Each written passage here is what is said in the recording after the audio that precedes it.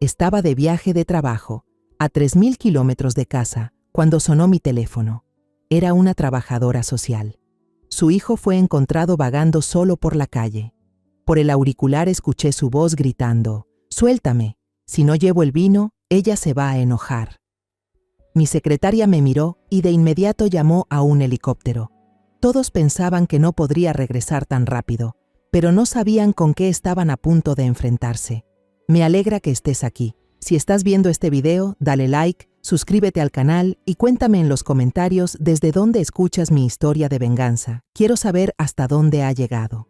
Me senté en el lujoso salón de banquetes del Hotel Westin Lima, con las luces del candelabro brillando y reflejándose en las copas de cristal. La copa de vino Malbec en mi mano seguía intacta, con ese rojo oscuro que parecía moverse con cada respiración. El aroma fuerte del vino se mezclaba con las risas y los brindis alegres alrededor de la mesa. El presidente del Banco de Inversión del Perú se levantó, me estrechó la mano con fuerza y una gran sonrisa en el rostro. «Felicidades, doña Teresa», dijo con una voz llena de entusiasmo. «Esta fusión es un punto de inflexión. Ortega Capital acaba de hacer historia». Sonreí en respuesta, con esa ligera inclinación de cabeza que había practicado miles de veces en reuniones tensas. Después de meses de negociaciones, noches sin dormir y números que bailaban en la pantalla del ordenador, por fin había logrado llevar a mi empresa a un nuevo nivel. Ortega Capital, el hijo que construí desde la nada, ahora era un imperio financiero que todo México respetaba. Justo cuando intentaba apartar ese pensamiento, Mateo, mi asistente, apareció a mi lado. Normalmente era tranquilo, pero esta vez su rostro mostraba una tensión inusual. Sus ojos se clavaron en los míos, como si intentara decirme algo sin palabras. Se inclinó y me susurró al oído, con una voz baja pero urgente: «Señora, hay una llamada urgente desde Querétaro. Es la línea privada. Dicen que es sobre el señor Luis Solo una frase, pero fue como una puñalada directa al corazón. Luis, mi hijo, mi único hijo». No esperé a que Mateo dijera más.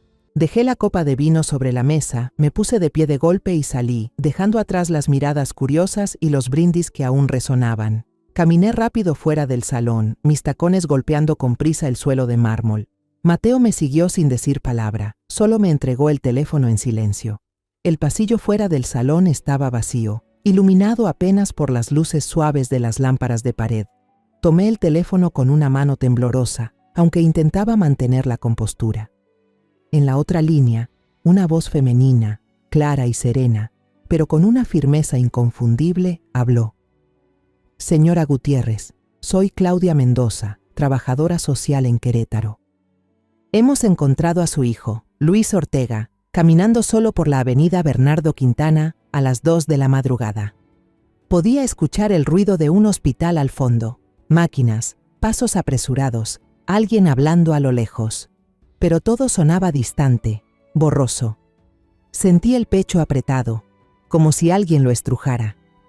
¿Luis caminando solo a las 2 de la mañana? ¿En una avenida desierta en plena noche? Intenté mantener mi voz firme, aunque cada palabra me salía desde lo más profundo. ¿Mi hijo está bien? ¿Dónde está ahora? Claudia respondió con un tono más suave, como intentando calmarme. Está a salvo, señora. Solo un poco alterado y con hipotermia. Lo llevamos al Hospital General de Querétaro para revisarlo. En este momento lo están atendiendo. No alcancé a suspirar aliviada cuando un nuevo sonido surgió del otro lado de la línea. Un sollozo ahogado, débil, pero inconfundible. Era Luis. Su voz temblaba, entrecortada, llena de miedo. «Suéltame. Si no llevo el vino, ella se va a enojar». Sentí como si toda la fuerza de mi cuerpo se esfumara. Mis piernas temblaron y tuve que apoyarme con la mano derecha en la pared fría para mantener el equilibrio. ¿Quién es ella? ¿Camila? ¿Por qué Luis dijo eso? En mi cabeza, las preguntas giraban como un torbellino, pero ninguna tenía una respuesta clara. Solo quedaba ese dolor agudo, cortante, como si mi corazón se estuviera rompiendo. Mi Luis, mi hijo dulce e inocente, Con esa sonrisa que brillaba como el sol, ahora estaba asustado, confundido, diciendo cosas que no lograba entender. Me giré hacia Mateo. Mi voz era fría como el hielo, aunque por dentro ardía una llama feroz. Cancela la reunión de mañana con el Fondo de Inversión chileno. Cancela el almuerzo con el ministro. Prepara el helicóptero. Tengo que regresar a México de inmediato. Mateo asintió sin hacer preguntas. Sabía cómo soy cuando hablo así, con ese tono que hace que hasta el consejo directivo se incline. Pero esta vez no se trataba de un negocio, ni de una crisis financiera. Era Luis, mi sangre, la razón por la que me levanto cada día y lucho contra el mundo entero. Durante el vuelo privado de regreso a México, me quedé sentada en silencio dentro de la cabina. Afuera, el cielo nocturno era una masa negra, solo interrumpida por las luces parpadeantes del motor que iluminaban mi rostro. Miré el reflejo en la ventana y vi a una mujer de 62 años, con el cabello ya canoso y un rostro afilado marcado por las arrugas del tiempo y la responsabilidad. He enfrentado muchas tormentas en mi vida: la muerte de mi esposo, los primeros años construyendo Ortega Capital desde cero, las traiciones de los socios, las noches interminables frente al balance contable temiendo la bancarrota. Pero nada me había hecho sentir tan impotente como este momento. El cielo de Querétaro, a las 5 de la mañana, estaba cubierto por la neblina, como si la ciudad intentara esconder los secretos de la noche. Bajé del avión y el aire helado atravesó mi abrigo delgado. Héctor, el chofer fiel de mi familia por más de 20 años, me esperaba junto al auto negro brillante. No dijo nada, solo abrió la puerta con un gesto silencioso, pero en su mirada había compasión y preocupación, como si quisiera preguntarme algo que no se atrevía a decir. Asentí sin responder y me subí al coche. Al Hospital General de Querétaro, dije con una voz ronca por el cansancio y la tensión. Héctor asintió, encendió el motor y nos adentramos en un silencio pesado. En el camino miré por la ventana. Las calles familiares de Querétaro pasaban ante mis ojos bajo la tenue luz del amanecer. Alguna vez amé esta ciudad, con sus calles empedradas y las jacarandas floreciendo en púrpura cada primavera. Pero ahora todo se sentía ajeno, como si caminara en un mundo al que ya no pertenecía. Mi mente no dejaba de girar con la imagen de Luis, mi único hijo, aquel a quien había dedicado toda mi vida para proteger. Su voz por teléfono: si no llevo el vino, ella se va a enojar, seguía repitiéndose en mi cabeza, como una melodía fuera de tono imposible de detener. Ella era Camila, mi nuera. Pero ¿por qué Luis tenía tanto miedo? ¿Qué había pasado en esa casa que yo creía el lugar más seguro para él? El coche se detuvo frente a la entrada de urgencias del Hospital General de Querétaro. El olor a desinfectante me golpeó apenas crucé la puerta, un olor familiar pero siempre desagradable. Odio los hospitales, odio cómo me recuerdan aquellos años en que cuidaba de Luis de niño, corriendo contra el tiempo para encontrar al mejor médico, el mejor tratamiento para su síndrome de Down. Pero ahora no había espacio para el pasado. Necesitaba ver a Luis, necesitaba saber que realmente estaba bien. Claudia Mendoza me estaba esperando en el vestíbulo. Era más joven de lo que imaginaba, quizá un poco más de 30 años, con los ojos cansados pero llenos de determinación. Llevaba un abrigo azul oscuro, el cabello recogido con cuidado y sostenía una carpeta en la mano. «Señora Gutiérrez», dijo con voz suave pero firme, «me alegra mucho que haya llegado. La llevaré con el señor Luis». Asentí sin decir nada y la seguí por los pasillos blancos del hospital. El sonido de mis tacones resonaba con ritmo constante, como los latidos de mi propio corazón, cada vez más pesados. Cuando Claudia abrió la puerta de la habitación, casi contuve la respiración. Luis estaba ahí, acostado en una cama blanca, los ojos cerrados, el rostro pálido como si la vida se le hubiera escapado. Tenía una vía en el brazo, y las gotas del suero caían con regularidad, marcando el paso del tiempo que yo no podía controlar. Me acerqué despacio. El corazón se me detuvo cuando vi su muñeca derecha, donde solía llevar el reloj que yo le regalé, un recuerdo de su cumpleaños número 30. Ahora había un moretón oscuro, con la marca clara de 5 dedos, como si alguien lo hubiera sujetado con fuerza, tanto que le dejó huellas en la piel frágil. Claudia se quedó a mi lado y habló en voz baja, como temiendo despertarlo.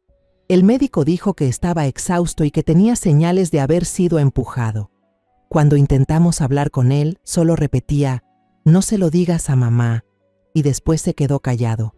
Su esposa, Camila, no ha venido desde que la contactamos. Las palabras de Claudia fueron otra cuchillada, fría y precisa. Camila. Ella no estaba aquí. No estaba cuando Luis más la necesitaba. Me senté en la silla junto a la cama y tomé su mano sana entre las mías.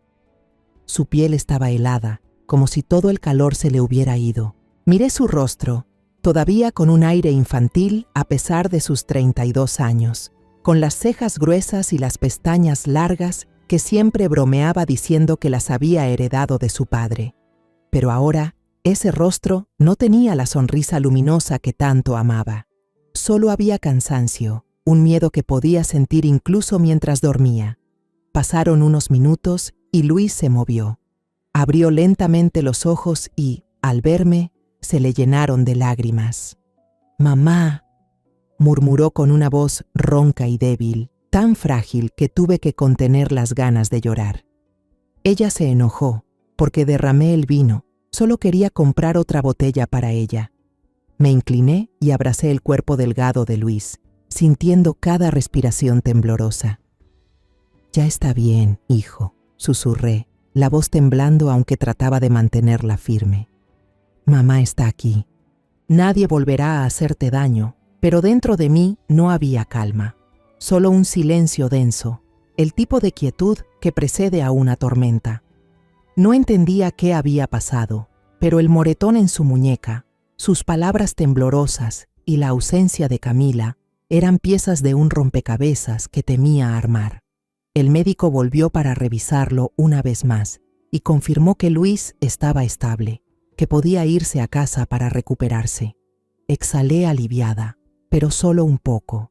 Sabía que llevarlo de vuelta no era el final, sino el comienzo de algo nuevo, algo para lo que no estaba lista. Héctor condujo el auto de regreso a la casa, y durante todo el trayecto Luis se apoyó en mi hombro, en silencio, como cuando era niño. Le acaricié el cabello, tratando de revivir esa sensación de seguridad que solía darle, pero ahora no estaba segura de poder hacerlo otra vez. Cuando la puerta principal de la mansión se abrió, un olor mezclado me golpeó de lleno, haciéndome detener. Era el olor del vino tinto barato, fuerte y agrio, mezclado con el perfume intenso de Camila, ese que siempre usaba, caro pero exagerado. La alfombra persa blanca del salón, el regalo que mi esposo había traído de un viaje a Irán, ahora estaba manchada con salpicaduras de vino oscuro. Me quedé allí, mirando alrededor de la habitación, sintiendo que entraba a un lugar desconocido, no la casa que había construido con tanto amor y esperanza. Luis me tomó la mano. Su mirada era confusa, como si temiera que lo regañara por todo ese desastre. «Mamá, lo siento», dijo con voz bajita. Me giré hacia él, miré sus ojos inocentes y sentí cómo algo dentro de mí se rompía.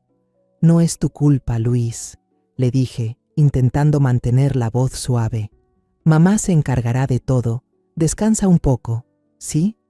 Dejé que Luis descansara en su habitación con María, la enfermera dedicada que había estado con él desde pequeño. Sabía que, al menos por ahora, estaba en buenas manos, con alguien que realmente lo quería. Pero yo no podía quedarme quieta. Necesitaba respuestas. Necesitaba entender qué había pasado en mi propia casa. Empecé a caminar por la mansión, paso a paso, lenta pero decidida, como si siguiera el rastro de un crimen. El salón estaba hecho un desastre, como si una tormenta hubiera pasado por ahí. Botellas vacías rodaban por el piso de madera. Algunas copas aún con restos de vino reflejaban la luz y creaban sombras extrañas en las paredes. El cenicero estaba lleno de colillas desconocidas, no los cigarrillos delgados que Camila solía fumar. Tomé una, la olí. El olor era fuerte, tabaco pesado, del tipo que suelen fumar los hombres mayores. Un escalofrío me recorrió la espalda. ¿Quién había estado aquí? ¿Quién dejó estas huellas en mi casa? Cerca del bar vi un trozo de botella rota, solitario sobre el suelo. La mancha de vino ya se había secado, formando una mancha oscura, como sangre vieja olvidada. Me agaché, toqué el vidrio y sentí su filo bajo mis dedos. No era solo una botella rota, era una señal de caos, de algo mucho peor de lo que había imaginado. Las palabras de Luis resonaron en mi cabeza. Ella se enojó porque derramé el vino. Pero ¿cómo una simple botella podía asustarlo tanto, al punto de hacerlo salir corriendo a la calle a las 2 de la mañana? ¿Qué fue lo que realmente pasó? Me levanté y caminé hacia la habitación de Luis y Camila, con el corazón cada vez más pesado. El cuarto era un desastre, como si alguien se hubiera ido deprisa, en medio del pánico. La cama deshecha, las sábanas revueltas, la ropa de Camila tirada por el suelo, un vestido de lentejuelas brillantes, unos tacones abandonados. Miré a mi alrededor buscando una pista, algo que explicara su ausencia y el miedo de Luis. En el tocador, su bolso de piel de cocodrilo estaba entreabierto, como invitándome a mirar dentro. No dudé. Lo tomé. Lo volqué sobre la cama y uno a uno los objetos fueron cayendo, piezas sueltas de un rompecabezas al que no quería enfrentarme.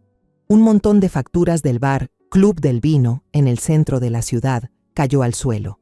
La fecha en las facturas era de ayer. El gasto total en champaña y cócteles sumaba una cantidad tan alta que incluso yo, acostumbrada a las cifras grandes del mundo empresarial, me quedé helada. Un boleto electrónico de avión, clase ejecutiva, ruta Querétaro, Monterrey, con salida a las 6 de la mañana de hoy. Nombre de la pasajera, Camila Vargas. No Camila Ortega, no el nombre que usaba desde que se casó con Luis, sino Camila Vargas, como si hubiera querido borrar cualquier rastro de mi hijo de su vida. Y por último, una tarjeta de crédito adicional a nombre de Luis Ortega, la tarjeta que le había dado para cuidar de él, pero que ahora parecía servir para fines completamente distintos. Me dejé caer en la cama, todavía con el boleto en la mano. Los recuerdos de Camila regresaron, pero ya no eran las imágenes cálidas que alguna vez atesoré. Recordé la primera vez que la vi, en una clase de arte para personas con discapacidad que había inscrito para Luis. Ella estaba ahí, con su cabello rubio brillante, su sonrisa suave y esa mirada que parecía realmente entender a Luis. Me contó su historia. Una joven viuda que perdió a su esposo en un accidente de coche, criando sola a su hija pequeña, Lucía. Le creí. Pensé que era la persona que podría traerle felicidad a Luis, alguien que lo amaría como yo lo hacía. Pero ahora, esos recuerdos se deformaban. Recordé su mirada burlona cuando Luis dejó caer una copa durante la cena de Navidad, cuando se rió y dijo, «¡Ay! Es tan torpe que resulta adorable», pero sus ojos estaban fríos como el hielo. Recordé las llamadas en voz baja que decía eran trabajo de relaciones públicas para la fundación, pero nunca lo confirmé. Me repetía que estaba siendo paranoica, que era una madre demasiado protectora, pero ahora ya no estaba tan segura. Saqué el teléfono, con las manos temblando, y abrí la app del banco. Entré a la cuenta conjunta de Luis y Camila, donde solía depositar dinero para que vivieran con comodidad. El historial de transacciones apareció como un golpe directo al rostro. Un pago enorme en el Hotel Gran Fiesta Americana de Monterrey, hecho apenas unas horas antes. Y no solo eso, había más cargos. Comidas costosas, artículos de lujo, gastos que sabía con certeza que no tenían nada que ver con Luis. Apreté el teléfono con fuerza, como si pudiera romperlo. La ira me invadió, pero debajo de ella había algo más profundo. El dolor de una madre que se da cuenta de que ha fallado en proteger a su hijo. Me levanté y salí del dormitorio, intentando calmarme, pero cada paso me hundía más en un pantano de dudas y miedo. Le había dado todo a Camila, no solo dinero, sino mi confianza, mi esperanza de que sería quien acompañara a Luis cuando yo ya no pudiera hacerlo. Pero ahora, todo lo que veía era traición, escrita con claridad en esas facturas, esos boletos de avión y las huellas de una fiesta vacía que ella había dejado atrás. En mitad de la noche, cuando toda la casa estaba en silencio, conduje hasta la sede de Ortega Capital. El edificio estaba oscuro, solo iluminado por el tablero electrónico del vestíbulo, donde los números verdes y rojos parpadeaban sin cesar, mostrando las acciones de la empresa. Entré en la sala del consejo, la misma donde había dirigido negociaciones millonarias, donde siempre me sentí en control. Pero ahora, sentada sola en la oscuridad, mirando los números sin vida que bailaban en la pantalla, me sentí más impotente que nunca. Encendí la lámpara del escritorio. La luz amarilla y débil iluminó mi rostro, reflejándose en el cristal de la ventana. Me miré a mí misma, una mujer de más de 60 años, con el cabello salpicado de canas y los ojos cansados. Construí un imperio con mis propias manos, enfrenté enemigos mucho más grandes que yo, pero nunca había sentido mi corazón tan revuelto como ahora. Los números en la pantalla parecían burlarse de mí, recordándome que podía controlar el mercado, pero no lo que pasaba dentro de mi propia familia. A la mañana siguiente, regresé a mi oficina en casa. Sentada frente a la computadora, rebobiné la grabación de las cámaras de seguridad de la mansión. Cada cuadro era como una cuchillada directa al corazón. Vi a Camila, con un vestido rojo intenso, salir de la casa a la 1 de la mañana, el cabello despeinado, pero intentando mantener su aire de elegancia. Subió a un auto lujoso, no el de la familia, sino a un Mercedes negro brillante, el tipo de coche que sabía con certeza no pertenecía a nadie de nuestro círculo. La puerta se cerró de golpe y el vehículo desapareció en la oscuridad, justo después de que Luis, mi hijo, saliera corriendo en estado de pánico.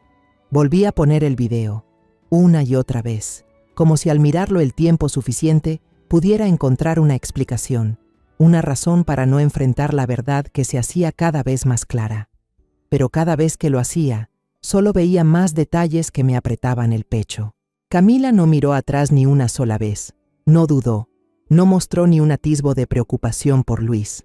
Simplemente se fue, como si dejara todo atrás. A Luis, a mí, a la familia que había intentado construir para mi hijo. El timbre sonó, cortando en seco mis pensamientos.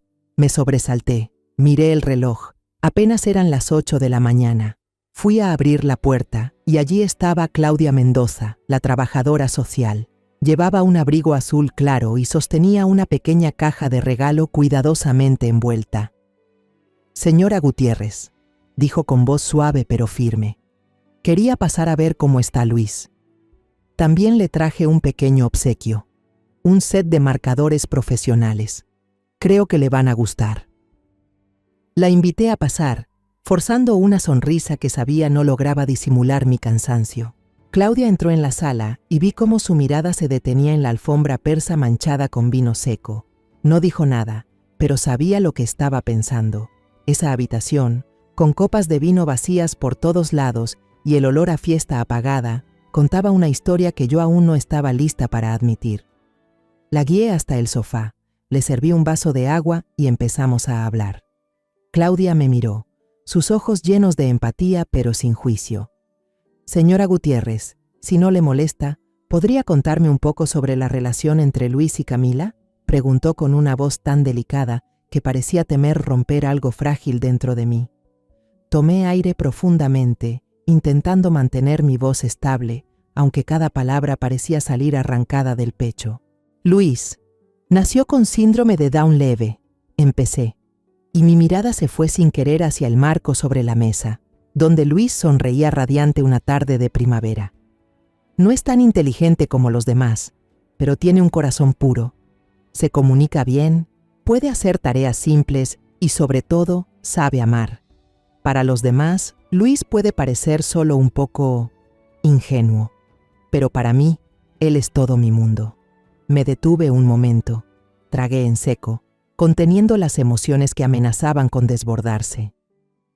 Inscribí a Luis en una clase de arte para personas con discapacidad. Fue allí donde conoció a Camila. Ella era voluntaria en ese lugar, una joven viuda con una hija pequeña, Lucía. Siempre se mostraba dulce, paciente. Siempre estaba junto a Luis mientras él pintaba sus dibujos inocentes. Yo pensé que realmente se preocupaba por él. Recuerdo el día en que Camila vino a casa, sentada justo en esta sala, con los ojos llenos de lágrimas mientras contaba su vida. Dijo que su exmarido había muerto en un accidente de coche, dejándola a ella y a Lucía en la ruina. Dijo que con Luis se sentía en paz, que los dos eran almas heridas. Yo creí en esa historia. La recibí con los brazos abiertos, no solo por Luis, sino porque pensé que merecía una oportunidad. Incluso me hice cargo de Lucía. La mandé a estudiar en la mejor escuela internacional, porque quería que tuvieran una vida mejor. Pero ahora, al recordarlo, me pregunto si todo no fue una farsa perfectamente planeada.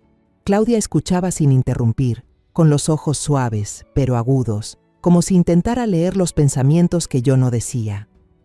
Cuando terminé de hablar, me dio una tarjeta. Su voz era suave pero firme. Este es el número de un abogado especializado en derecho familiar y en proteger a los más vulnerables. Solo por precaución, señora Gutiérrez. Creo que debería conservarlo. Tomé la tarjeta, mis dedos rozando las letras negras impresas.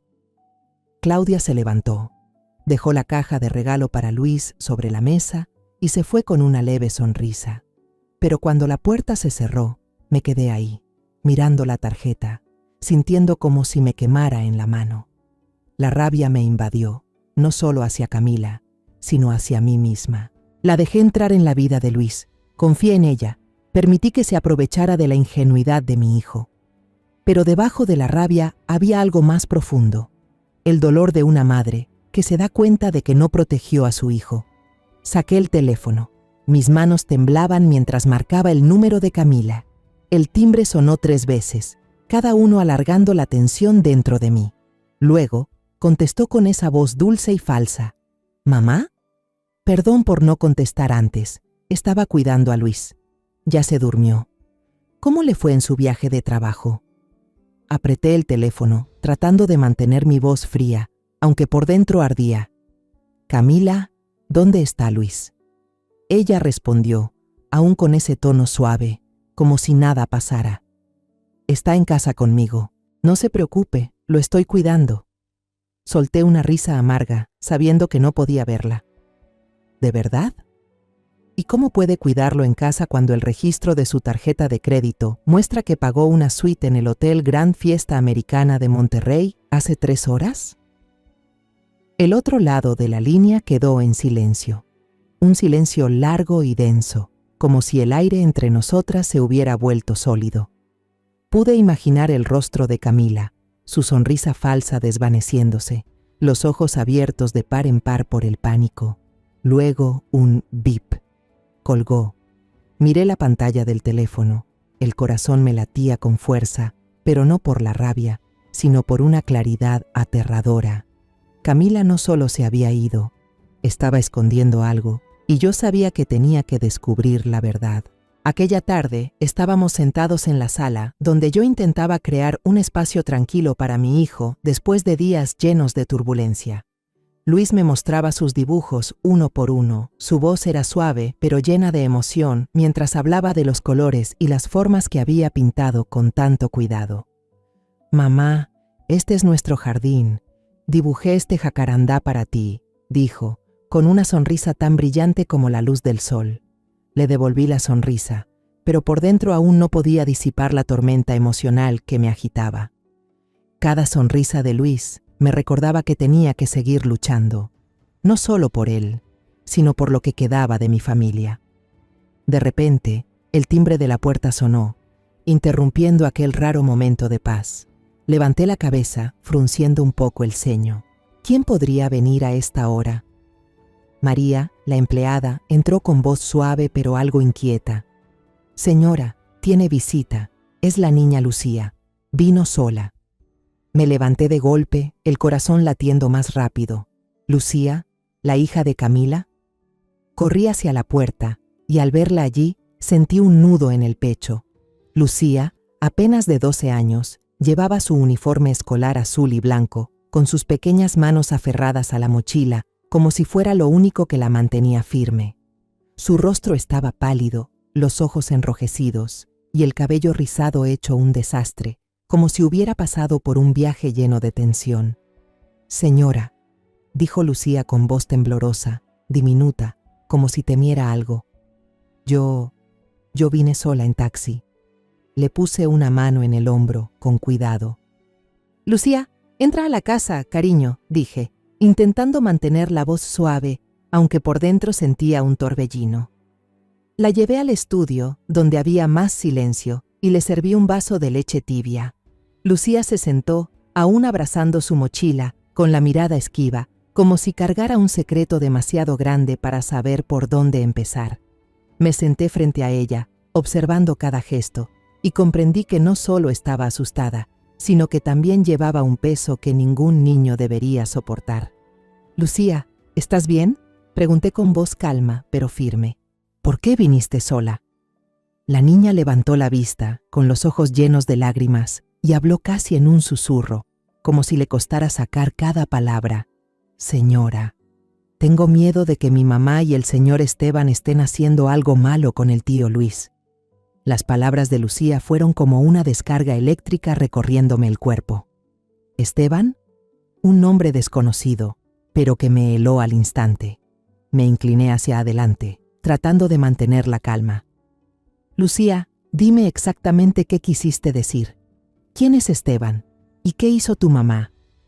Lucía mordió su labio, con las manos temblorosas mientras abría la cremallera de su mochila. Sacó una tableta, con la pantalla un poco rayada, y la puso sobre la mesa frente a mí. «Yo escuché varias veces a mi mamá hablar por teléfono con un hombre llamado Esteban Morales», dijo con voz trémula. «Sé que estuvo mal, pero no aguanté más. Tengo miedo de que le hagan daño al tío Luis. Hace unos días grabé un video. Quiero que lo vea». Tomé la tableta, con las manos frías, aunque la habitación no lo estaba. Presioné el botón de reproducir y la pantalla se iluminó, mostrando el rostro de Camila.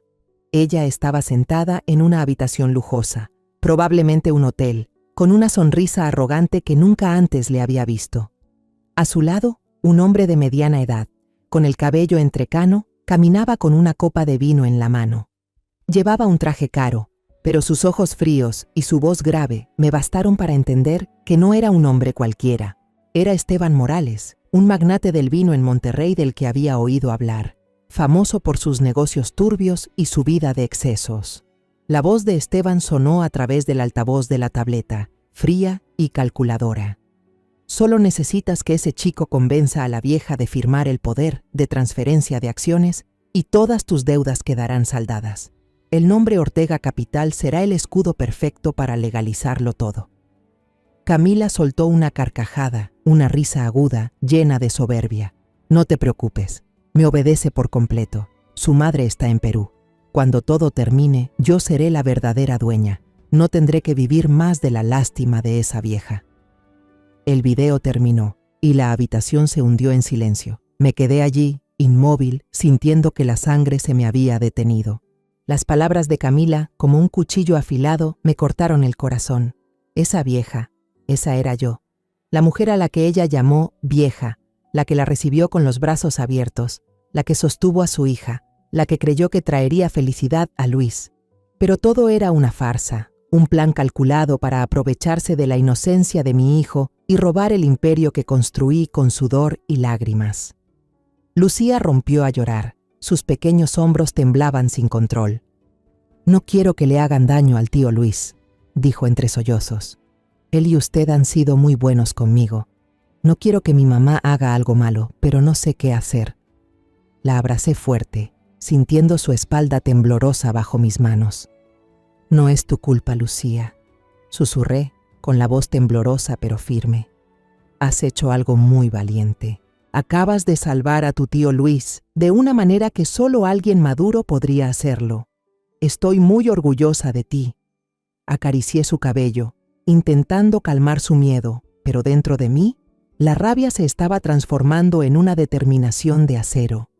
No solo estaba furiosa con Camila, sino conmigo misma, por haber sido tan ciega, por dejarla acercarse a Luis, por no ver las señales antes. Pero ahora, gracias a Lucía, tenía pruebas. No simples facturas o boletos de avión, sino un video claro, irrefutable, que mostraba la conspiración de Camila y Esteban Morales. Llevé a Lucía a la sala y la dejé con María para asegurarme de que estuviera cuidada. «Quédate aquí con la señora María, ¿sí?», le dije, sonriendo, aunque esa sonrisa me pesaba como una piedra. «Tengo que arreglar algunas cosas, pero te prometo que volveré». Lucía asintió, con los ojos aún rojos. pero vi en su mirada un leve alivio, como si supiera que yo no dejaría que esto terminara así. Volví al despacho, cerré la puerta y levanté el teléfono. No llamé a la policía. No porque no confiara en ellos, sino porque sabía que algo así debía manejarse con precisión, como lo haría alguien acostumbrado a las grandes batallas. Marqué el número de Arturo Salgado, el mejor amigo de mi difunto esposo, ex jefe de policía y ahora mi abogado de confianza. Arturo era el único en quien podía confiar ahora, alguien que me entendía y conocía el valor de mi familia. El teléfono sonó 2 veces antes de que Arturo contestara. Teresa. Su voz era grave, pero tenía esa calidez familiar. ¿Qué pasa? ¿Por qué me llamas a esta hora? Arturo, dije, con la voz calmada pero helada. Necesito que vengas ahora mismo. Es algo relacionado con Luis, y esta vez no es solo un asunto familiar. Le conté brevemente sobre el video de Lucía, sobre lo que había descubierto, y sobre el nombre de Esteban Morales. Escuché cómo respiraba hondo al otro lado de la línea, y luego dijo, con voz firme y decidida: Voy para allá enseguida. No hagas nada, Teresa. Déjame encargarme de esto. 1 hora después de que llamé, Arturo Salgado entró, con esa calma cortante de quien ya se enfrentó a los rincones oscuros de este mundo. Cerca de los 70 años, el pelo ya le había encanecido, pero sus ojos seguían afilados como una navaja, como si el tiempo solo lo hubiera hecho más lúcido. Vestía una camisa blanca sencilla, las mangas remangadas, y dejó sobre la mesa el maletín de cuero viejo con un leve clac. «¿Teresa?», dijo con la voz grave pero llena de autoridad. «No me llamaste aquí solo para tomar un café, ¿verdad?». No respondí, solo empujé la tablet hacia él. El video de Lucía aún estaba detenido en el último fotograma, el rostro satisfecha de Camila. Puse sobre la mesa también un fajo de facturas, los boletos de avión y los extractos de la tarjeta de crédito que encontré en la billetera de ella. «Mira, Arturo», dije, con la voz tranquila pero con una determinación inamovible. «Esto es lo que tengo, y necesito que me ayudes a sacar esto a la luz». Arturo se sentó y examinó todo con meticulosidad, como cuando analizaba casos siendo comisario. Rebobinó el video, escuchó cada palabra de Camila y de Esteban Morales, frunciendo el ceño. Cuando el video terminó, dejó la tablet, me miró de frente. «Esteban Morales», dijo, con tono grave, como si leyera una acusación. «Ese viejo zorro está hasta el cuello en deudas. Su empresa vinícola, Vinos Morales, acaba de perder el contrato de distribución exclusivo en Estados Unidos. Está al borde de la quiebra, Teresa, y no es el tipo de hombre que aceptará la derrota con facilidad». Apreté la mano, sintiendo las uñas clavarse en la palma. «Entonces, ¿qué nos quiere? ¿Qué quiere de nosotros?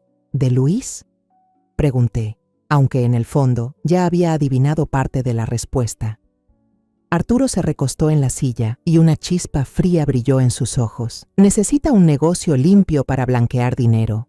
Ortega Capital es el objetivo perfecto. Una empresa prestigiosa, con mucho flujo de dinero y una reputación incontestable. Camila es el peón sacrificado. ¿Y Luis?». Se detuvo, mirándome como para valorar si tenía la resistencia para seguir escuchando. «Luis es la llave para entrar al imperio de ella. Sabe que harías cualquier cosa por Luis, y Camila se aprovechó de eso». Las palabras de Arturo me golpearon el pecho. Sabía que Camila no era sincera, pero oír la verdad tan claro me hizo sentirme traicionada otra vez. Pensé en Luis, en su inocencia, en cómo siempre confiaba en Camila, siempre la miraba con ternura.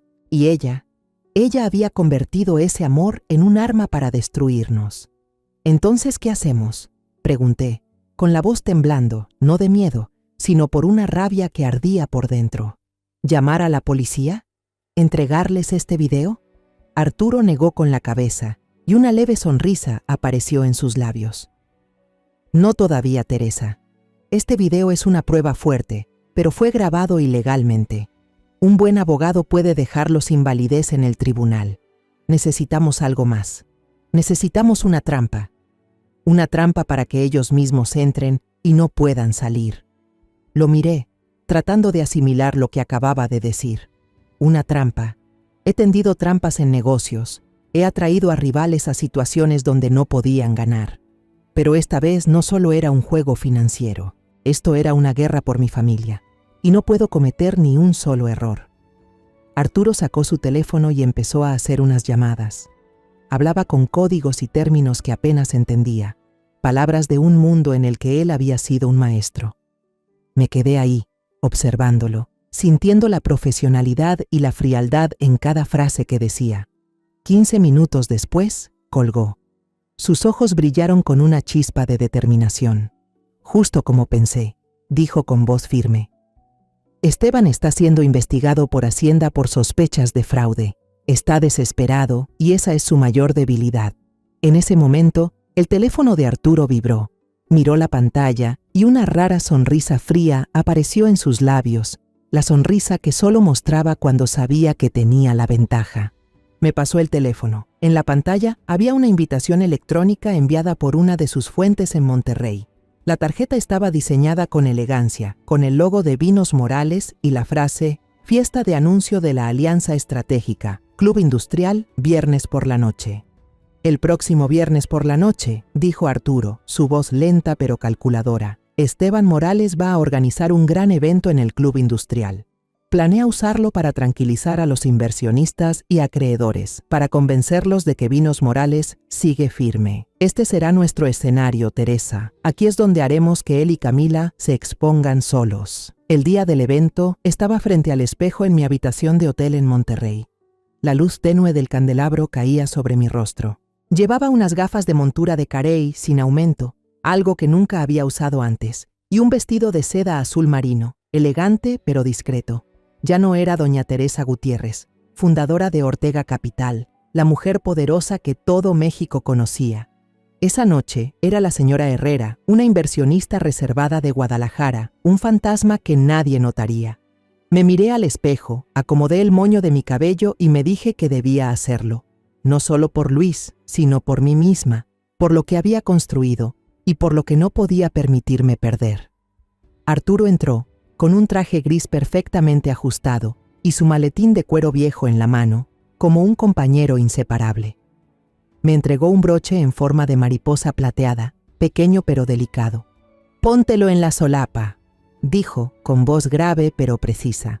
«Tiene una grabadora y una microcámara dentro». «El mío es este bolígrafo», asentí. Me coloqué el broche y sentí su peso, no por el metal, sino por la responsabilidad que representaba. Arturo me miró con una expresión que decía que entendía la tormenta que llevaba por dentro, pero no dijo nada. Solo intercambiamos una mirada, un leve asentimiento, como dos guerreros antes de entrar en batalla. El coche nos llevó al Club Industrial, un club exclusivo para empresarios en México, donde los poderosos se reunían para esconder sus ambiciones y mentiras. El aire dentro olía a perfumes caros, mezclado con risas forzadas y apretones de manos calculados. Las copas de champaña brillaban en manos que escondían nerviosismo y podía sentir la tensión flotando, como si todos allí supieran que estaban apostando en una partida peligrosa. Mantuve una apariencia tranquila, los hombros relajados, pareciendo una inversionista más. Nada especial. Arturo, con la habilidad de quien ha sobrevivido a situaciones mucho peores, charlaba con algunos directores de banco, su voz fluida, como si realmente perteneciera a ese lugar. Yo me mantenía al margen, observando en silencio, sin perder detalle alguno. Y entonces los vi. Esteban Morales estaba en el centro del salón, con una expresión triunfante, como alguien que acaba de ganar una gran partida. Su traje negro estaba perfectamente hecho a medida, pero sus ojos fríos y su sonrisa arrogante me dieron escalofríos. A su lado estaba Camila, deslumbrante con un vestido rojo ajustado, el cabello ondulado con perfección y el rostro maquillado con precisión de actriz principal. Sonreía, inclinaba la cabeza y hablaba con los invitados, interpretando el papel de una esposa dedicada, una mujer que cargaba con los negocios de su marido enfermo. Me quedé a poca distancia, apretando el vaso de agua mineral, conteniendo la rabia que me quemaba por dentro al escucharla decirle a un invitado: «Luis confía mucho en la visión de Esteban. Lamenta no poder estar aquí esta noche. Estuve a punto de romper el vaso en mi mano. Luis, mi hijo, Había estado en el hospital hacía apenas unos días, asustado y fuera de sí por culpa de esa misma mujer. Y ahora ella estaba ahí, fingiendo ser una esposa amorosa, como si no lo hubiera dejado solo en aquella avenida helada a medianoche. Me giré, respiré hondo, recordándome que no podía dejar que las emociones me dominaran. No ahora, no aquí. La presentación comenzó. Una gran pantalla bajó del techo, proyectando los logotipos entrelazados de Vinos Morales y Ortega Capital, una imagen que me apretó el pecho. Esteban subió al escenario, con una voz suave y segura, como un orador profesional. Habló de un futuro brillante, de unir el legado financiero de Ortega Capital con la fuerza comercial de Vinos Morales. Sus palabras sonaban convincentes, pero yo podía ver la falsedad en cada gesto, en cada sonrisa. Estaba actuando, y el público, los inversionistas y acreedores, se dejaba llevar por su teatro. Arturo se movió con sutileza hacia la mesa de los documentos, fingiendo revisar un informe, pero yo sabía que estaba ajustando el bolígrafo en su bolsillo para grabar de cerca las diapositivas de la presentación. Los gráficos financieros falsos, los números inflados y, lo más importante, una copia del poder notarial con la firma de Luis, una firma que yo sabía perfectamente que era falsa. El broche en mi solapa vibraba levemente, grabando cada momento, cada palabra. Me quedé allí, observando, sintiendo mi corazón latir con fuerza, pero no por miedo, sino por la certeza de que estábamos cada vez más cerca de la victoria. El punto culminante de la noche llegó cuando Camila fue invitada al escenario. Tomó el micrófono, la voz temblorosa de emoción, como una actriz en su escena final. En nombre de mi esposo, Luis Ortega, dijo, con los ojos brillantes como si fuera a llorar, quiero agradecer la confianza de todos en esta alianza. Prometemos traer un futuro próspero para todos nuestros socios. Tuve que apartar la mirada, no porque no pudiera soportarlo, sino porque el desprecio dentro de mí crecía con tanta fuerza que temía que se notara. Camila, la mujer que se aprovechó de la inocencia de Luis, la que dejó moretones en el brazo de mi hijo, ahora estaba ahí, fingiendo ser un ángel. Cuando la fiesta pasó a la parte social, supe que ya teníamos todo lo que necesitábamos. Arturo y yo nos cruzamos una mirada, un simple asentimiento cargado de significado. Salimos del salón en silencio, mezclándonos entre los invitados que se marchaban. Nadie se fijó en la señora Herrera ni en su asesor financiero. Salimos al exterior. El aire frío de la noche de Monterrey nos envolvió, pero yo no sentía frío. Lo que sentía era una oleada de adrenalina recorriéndome el cuerpo, como si acabara de escalar una montaña. Sentado en el auto de regreso al hotel, Arturo conectó el bolígrafo a la tableta y revisó el video que habíamos grabado. Todo se veía claro: el discurso de Esteban, los gráficos falsificados, el documento de poder con la firma falsa de Luis, y la sonrisa traicionera de Camila cuando estrechaba la mano de los inversionistas. Arturo se volvió hacia mí con una voz firme. Teresa, tenemos todo para enterrarlos. Todo está aquí, no hay forma de negarlo. El lunes por la mañana, a las 8, no fui a la oficina de Ortega Capital como de costumbre. En su lugar, estaba sentada en el auto junto a Arturo, rumbo a un edificio gubernamental fortificado en el centro de Ciudad de México. La sede de la UIF, la Unidad de Inteligencia Financiera, se veía fría e impenetrable, con muros grises de concreto y pesadas puertas de acero. Bajé del auto, los tacones marcando un ritmo constante en la acera, aunque cada paso me pesaba como si cargara con toda una guerra. Arturo caminaba a mi lado, con su viejo maletín de cuero en la mano, lleno de las pruebas que habíamos reunido, los fragmentos de una traición que yo jamás podría olvidar. Dentro de la sala de reuniones, el aire era tan frío que sentí que mi respiración se quedaba suspendida. Nos sentamos frente a dos investigadores de alto rango, ambos vestidos de traje negro, con miradas tan agudas que parecía que podían ver a través de cualquier secreto. Uno, el señor Ramírez, tenía el rostro serio y el cabello entrecano peinado con cuidado.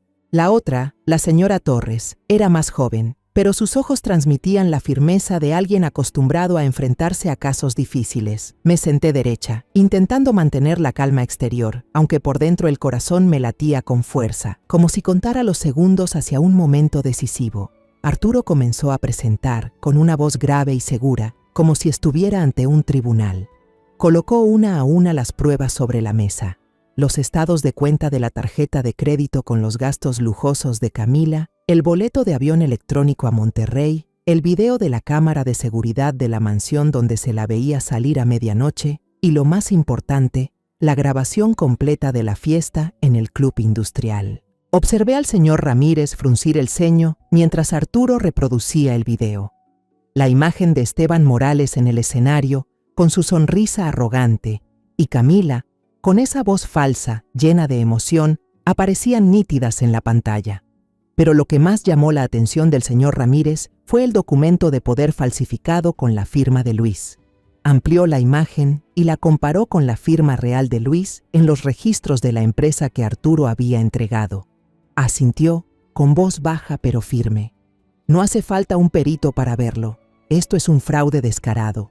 La señora Torres se inclinó hacia adelante, su mirada fija en mí. Señora Gutiérrez, dijo, con una voz que mezclaba seriedad y un toque de empatía. Hemos estado siguiendo a Esteban Morales desde hace tiempo por sospechas de lavado de dinero, pero nunca tuvimos pruebas directas que lo vincularan con una entidad financiera importante como Ortega Capital. Lo que usted y el señor Salgado trajeron hoy es la pieza que faltaba. Las palabras de la señora Torres fueron como una ráfaga de aire frío, pero también trajeron alivio. Al fin, las noches sin dormir, los momentos de dolor al descubrir la traición de Camila, tenían sentido. No dije nada, solo asentí levemente, pero dentro de mí sentí la confirmación de que estaba en el camino correcto. Arturo me miró y en sus ojos entendí que habíamos cruzado un punto sin retorno, aunque la batalla aún no había terminado.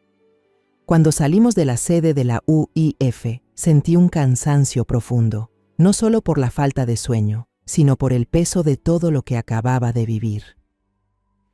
En el camino de regreso a Querétaro, me senté en el coche mirando por la ventana, mientras los edificios altos de Ciudad de México iban dando paso a las calles tranquilas de los suburbios. Pero mi mente no estaba en paz. Pensé en Luis, en la mirada asustada que tenía cuando lo encontré en el hospital, en cómo me tomó la mano como un niño. Pensé en Lucía, la pequeña que tuvo el valor de enfrentarse a su madre para proteger a Luis. Y pensé en mí misma, una mujer que alguna vez creyó que podía controlar todo, pero que ahora entendía que la familia era lo único que realmente importaba. Esa tarde convoqué a una reunión de emergencia del consejo directivo por videollamada. Me senté en mi despacho, frente a la gran pantalla, con los rostros conocidos de los miembros del consejo al otro lado. Algunos estaban sorprendidos, otros preocupados, pero no dejé que sus emociones me afectaran. Expliqué todo con claridad, sin rodeos. La conspiración para tomar el control de Ortega Capital, el papel de Esteban Morales y Camila, y las pruebas que ya había entregado a la UIF. Tengo la situación bajo control, dije con voz firme, sin mostrar ni un rastro de debilidad. Ortega Capital no se va a derrumbar, pero de ahora en adelante operaremos con el doble de cuidado. Hubo miradas de duda, pero nadie se atrevió a contradecirme. Ellos me conocían, doña Teresa Gutiérrez, la mujer que nunca retrocede ante ningún desafío. Cuando la reunión terminó, apagué la pantalla y la habitación quedó en silencio. Sentí un vacío extraño, no por la derrota, sino porque comprendí que esta victoria no traía la alegría de los negocios pasados. Era solo un paso más para proteger lo que más amaba. A la mañana siguiente, las noticias empezaron a explotar. Me senté en la sala, revisando los blogs financieros en la tableta. Los primeros titulares aparecieron, llenos de dramatismo. Escándalo financiero en Vinos Morales, fraude o intento de adquisición. Luego, la portada de El Financiero, el imperio vinícola Morales envuelto en escándalo de fraude, vinculado a Ortega Capital. Leí el artículo por encima, pero no sentí satisfacción. Esas líneas solo confirmaban lo que ya sabía, pero no podían borrar el dolor que llevaba dentro. Apagué la tableta y salí al jardín, donde Luis estaba sentado en una silla de mimbre, concentrado en su dibujo. No le importaban las noticias financieras, ni las conspiraciones o traiciones que giraban a su alrededor. El mundo de Luis estaba hecho de colores y trazos, y lo amaba por esa pureza. Me senté a su lado, mirando el dibujo que hacía. Nuestro jardín, con el jacarandá lleno de flores moradas, los pétalos cayendo como una lluvia suave. Luis levantó la vista, señaló el dibujo y dijo con voz tranquila pero llena de orgullo: «Mamá, dibujé nuestra casa, pero ya no la dibujé a ella». Puse mi mano sobre su hombro, sintiendo la delgadez de ese cuerpo frágil, y sonreí. «Así es, hijo», le dije con voz suave, como una promesa, «porque nuestra casa es solo para quienes nos aman de verdad». Luis asintió. Sus ojos se iluminaron, como si hubiera recuperado una parte de sí mismo. Me quedé allí, mirando a mi hijo, sintiendo una paz que hacía mucho no experimentaba. Pero ese momento se rompió cuando mi teléfono vibró. Era Arturo. Su voz sonaba apurada, muy distinta a la calma habitual. «Teresa, mi fuente acaba de informar. Están huyendo. Un jet privado fue registrado en el aeropuerto privado de Monterrey, con salida programada en los próximos 90 minutos. La Policía Federal ya va en camino». Estaba sentada en la oficina de seguridad de Arturo en Ciudad de México, a cientos de kilómetros del aeropuerto de Monterrey. La gran pantalla frente a mí mostraba imágenes en directo de varias cámaras del terminal aéreo privado FBO, gracias a los contactos de Arturo en la Policía Federal. El ambiente era pesado, solo se oía el zumbido del aire acondicionado y la respiración constante de Arturo a mi lado. Apreté los puños, las uñas clavándose en la palma, pero no sentí dolor. Lo único que sentía era una tensión helada, como si estuviera frente a una partida de ajedrez donde cada movimiento decidía el destino de mi familia. En la pantalla, un Mercedes Maybach negro brillante se detuvo frente a la entrada del terminal. La puerta se abrió y Esteban Morales bajó, intentando mantener la compostura con su traje negro hecho a la medida. Pero sus ojos se movían sin descanso, como los de un animal acorralado buscando salida. Se acomodó el cuello, ajustó la corbata, como si esos gestos pudieran ocultar el pánico que se filtraba en cada movimiento. Detrás de él venía Camila, con unas gafas de sol enormes que cubrían casi todo su rostro y una bufanda blanca alrededor del cuello, intentando ocultar su identidad. Pero la reconocí de inmediato. Su paso apurado, la maleta Louis Vuitton rodando detrás, y esa manera constante de mirar hacia atrás, temerosa de ser seguida. Fueron directo al mostrador de registro, donde un empleado los esperaba. Esteban empujó su pasaporte hacia el trabajador. Su voz autoritaria sonó clara a través del micrófono del sistema de seguridad. «Complete el trámite de inmediato. No tenemos tiempo». Camila estaba a su lado, callada, pero podía ver cómo le temblaban las manos al sostener la manija de la maleta. Ya no era la mujer arrogante que vi en el club industrial. Estaba asustada y sabía que tenía motivos para estarlo. Esa fue la señal. Desde distintos puntos del terminal, varias siluetas comenzaron a moverse. Un hombre que leía el periódico en la esquina de la sala de espera, una mujer hablando por teléfono cerca del café, dos técnicos del aeropuerto empujando un carrito de equipaje. Todos eran policías encubiertos. Se movían con discreción, casi invisibles, pero podía sentir la coordinación precisa en cada paso que daban. El cerco se cerraba, y Esteban y Camila no tenían idea. El comandante, un hombre alto con rostro implacable, se plantó frente a Esteban. Mostró su placa, su voz resonó clara por el micrófono. «¿El señor Esteban Morales y la señora Camila Vargas? Soy el comandante Ramírez de la Policía Federal. Quedan arrestados por orden judicial». Hizo una breve pausa, su mirada fría fija en Esteban. «Los cargos incluyen fraude organizado, falsificación de documentos para apropiación de bienes y conspiración para lavado de dinero». Esteban se sobresaltó, su rostro se endureció, pero rápidamente recuperó esa falsa seguridad. «¿Saben quién soy?», gritó con furia. «Esto es un error. Soy Esteban Morales, presidente de Vinos Morales. No tienen derecho a hacer esto». El comandante Ramírez no se inmutó. Continuó leyendo la orden de arresto, con una voz monótona pero afilada como una cuchilla. «Tenemos pruebas suficientes, incluidos documentos falsificados y grabaciones de un evento en el club industrial, donde usted y la señora Vargas expusieron públicamente su plan para apoderarse de Ortega Capital mediante fraude». Mostró un expediente, en el que reconocí copias de las diapositivas falsas que habíamos grabado. Dos oficiales se acercaron y rápidamente torcieron los brazos de Esteban detrás de su espalda.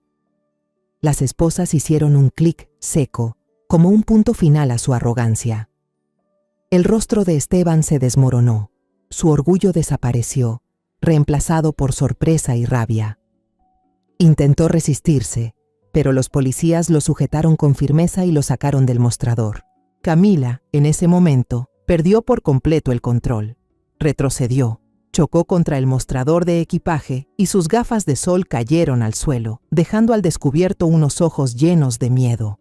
«¡No! ¡Se están equivocando!», gritó, con la voz quebrada. «Yo no hice nada, yo solo…». Pero sus palabras se cortaron cuando un agente la tomó con suavidad, aunque con firmeza, y le puso las esposas. Camila empezó a llorar desconsoladamente, las lágrimas corriendo por su rostro cuidadosamente maquillado. Miró directamente a una cámara de seguridad, como si sintiera que yo estaba en algún lugar, viéndola. Por un instante, creí que nuestras miradas se cruzaban a través de la pantalla, y vi la desesperación en sus ojos. No por Luis, no por Lucía, sino por ella misma. Observé la escena en el monitor, pero no sentí satisfacción. No hubo alegría por la victoria, ni el placer que alguna vez me daba cerrar un gran trato. Solo un vacío helado, como si hubiera cruzado un campo de batalla y me diera cuenta de que nadie ganó realmente. Recuperé lo que me pertenecía. Ortega Capital, el honor de mi familia y la seguridad de Luis. Pero el precio fueron heridas en el alma que sabía que nunca sanarían del todo. Me di la vuelta, sin querer mirar más. La imagen de Camila siendo llevada, su peinado perfecto hecho un desastre, el pañuelo de seda de marca cayendo al suelo frío del aeropuerto, fue lo último que vi. Arturo puso una mano sobre mi hombro, su voz grave pero suave. «Todo ha terminado, Teresa. Lo lograste». Asentí sin responder. Salí de la oficina, el aire frío de Ciudad de México envolviéndome. Pasaron 6 meses, y el mundo parecía haberse movido. Los titulares escandalosos sobre el caso de Vinos Morales y Ortega Capital se habían ido apagando, quedando solo como líneas borrosas en la memoria del público. Esteban Morales y Camila esperaban el día del juicio, enfrentando acusaciones innegables: fraude, falsificación de documentos y lavado de dinero. No seguí de cerca el proceso, no porque no me importara, sino porque decidí concentrarme en lo que realmente importaba: reconstruir una vida para Luis, para Lucía y para mí misma.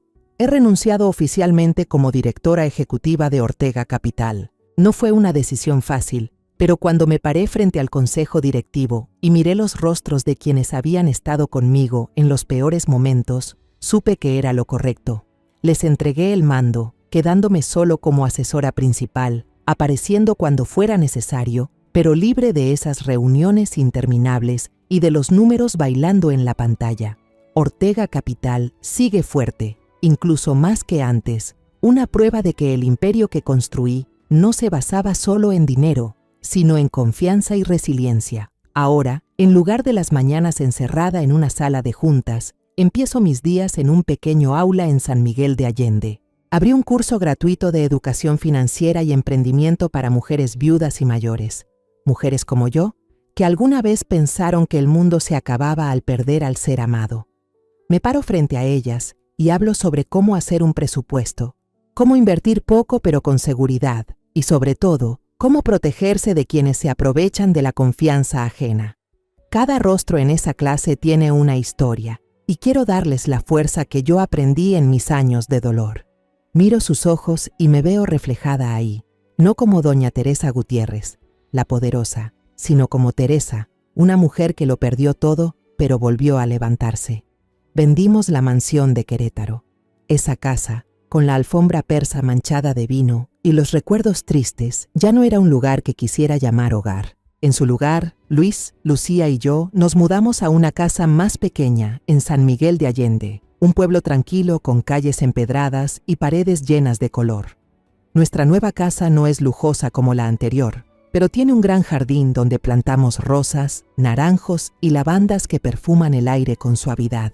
Cada mañana despierto con el olor a tierra húmeda y el canto de los pájaros, sintiendo que poco a poco me estoy curando. He completado el proceso legal para adoptar a Lucía. Ahora es oficialmente mi nieta, no solo en los papeles, sino también en mi corazón. Lucía, con sus ojos brillantes y su sonrisa tímida, se ha vuelto una parte esencial de nuestra familia. La miro y veo una fuerza que ella misma aún no conoce, la fuerza de una niña que se atrevió a enfrentar a su madre para proteger a otros. Le prometí a Lucía y también a mí misma que le daré una vida segura, un lugar donde pueda crecer sin miedo y sin dudar del amor que la rodea. Cada jueves por la tarde vamos al Centro Comunitario de Arte, el mismo lugar donde Luis conoció a Camila, pero ya no queda rastro de ella. Ahora Luis, con una nueva confianza, trabaja como asistente en la clase de pintura para niños con discapacidad. Lo observo mientras enseña pacientemente a una niña pequeña a mezclar colores, o cuando suelta una carcajada al ver a un niño dibujar un gato torcido en el papel. Mi hijo, que antes vivía lleno de miedo y ansiedad, ahora brilla como el sol, como si sus heridas finalmente empezaran a sanar. Una tarde me senté en la silla de mimbre del porche, mirando hacia el jardín. Luis y Lucía estaban regando las plantas juntos, y las risas de la niña resonaban cuando Luis, sin querer, le salpicó agua. «Tío Luis, eres un travieso», gritó Lucía, corriendo alrededor, tratando de vengarse con un pequeño puñado de agua. Luis se rió a carcajadas, esa risa limpia que no había escuchado en todos los días oscuros.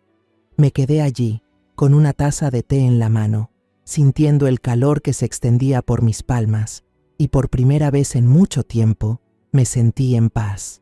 Luis corrió hacia mí, señalando una rama delgada de bugambilla, que parecía seca, pero en la punta brotaba un ramillete de flores rosadas y brillantes. «Mamá, este árbol estaba roto y aún así floreció», dijo con voz de descubrimiento, los ojos encendidos como los de un niño.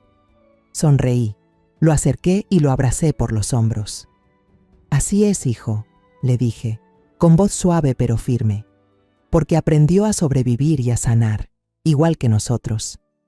El atardecer cayó, tiñendo el jardín de un cálido tono anaranjado. Miré a Luis y a Lucía, mis dos pequeños, cuidando juntos el jardín, y sus sonrisas eran como la luz que disipaba las sombras dentro de mí. Pensé en el camino que habíamos recorrido, desde los días dolorosos en Querétaro, entre intrigas y traiciones, hasta este momento en que nos encontramos y hallamos un verdadero hogar. Perdí a una nuera, estuve a punto de perder un imperio, pero al final recuperé una familia, una pequeña, sí, pero llena de amor y sinceridad. Susurré para mí misma, como una afirmación. He perdido mucho, pero la única inversión que realmente ha dado frutos y vale la pena en toda mi vida son estas sonrisas, este jardín. Luis y Lucía cerré los ojos, dejando que la luz del atardecer me envolviera, y por primera vez en años sentí que realmente estaba viva, no solo existiendo. Después de todo, de corazón quiero enviarles un mensaje. En la vida, la verdadera fuerza no está en el dinero, el poder o las victorias en los negocios, sino en la capacidad de mantener el corazón firme en medio de las tormentas de traición y pérdida.